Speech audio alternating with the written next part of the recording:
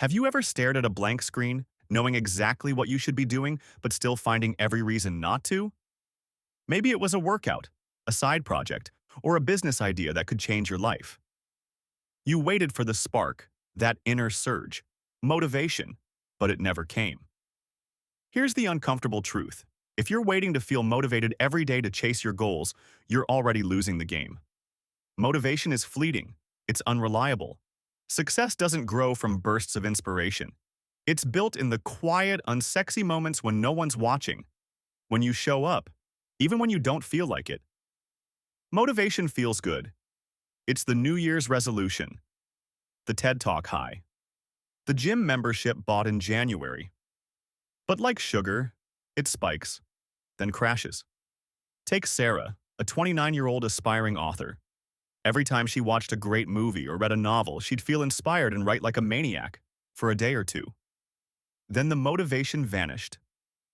Her manuscript, half finished, waiting for the next wave of inspiration. But that wave never came. The most successful people don't rely on motivation. They rely on systems, discipline, daily choices, repeated until they become non-negotiable habits. Discipline isn't loud, it's not Instagrammable, but it shows up when feelings don't. Jocko Willink, former Navy SEAL, wakes up at 4:30 a.m. every day. Not to impress anyone, but because discipline is who he is. Serena Williams didn't become a legend because she was always pumped to train. Behind every serve was 1,000 quiet reps. Behind every trophy were years of showing up, tired or not. Science backs this up. Psychologist Dr. Timothy Feichel found that motivation often comes after action, not before. You start, and then the motivation builds. It's momentum, not emotion, that keeps you going. Waiting to feel ready is just another form of procrastination. David Goggins was once 300 pounds and spraying for cockroaches. Today, he's a Navy SEAL, ultra-marathon runner, and best-selling author. How? Not through hype. Through relentless, almost brutal discipline. He ran on broken legs. He trained in pain. He rewired his brain by doing hard things, over and over, until discomfort became normal. Stephen King writes 2,000 words every single day, even on holidays. He doesn't wait for the muse to show up. He just gets to work. Because inspiration is unreliable. Habits are not. Kobe Bryant practiced at 4 a.m., hours before anyone else. He repeated the same move thousands of times, perfecting the basics. That's not glamorous. That's discipline. That's greatness. Here's the key.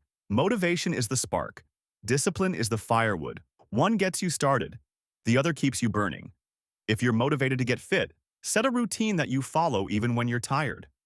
If you want to write a book, write every day, even when it feels pointless.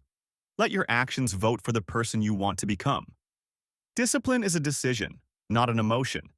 It's doing what needs to be done because your future deserves it. And every time you act without needing to feel inspired, you build power. You become resilient. Think of success as a house. Motivation is the guest who drops by.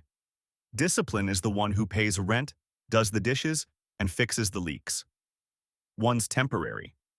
The other is dependable. It's not about being perfect. It's about being consistent. Showing up again and again, especially when it's hard. That's where growth lives. That's where champions are made. So the next time you don't feel like it, do it anyway. Don't wait for a sign. Become one. Don't wait for the right mood. Create it. You don't need to be motivated. You need to begin. Because in the end, success doesn't belong to those who feel like it. It belongs to those who keep showing up, regardless of how they feel. Show up. Stay steady. Build the life others dream about while they're still waiting for the perfect moment. Because the truth is, no moment is perfect. But discipline makes it possible.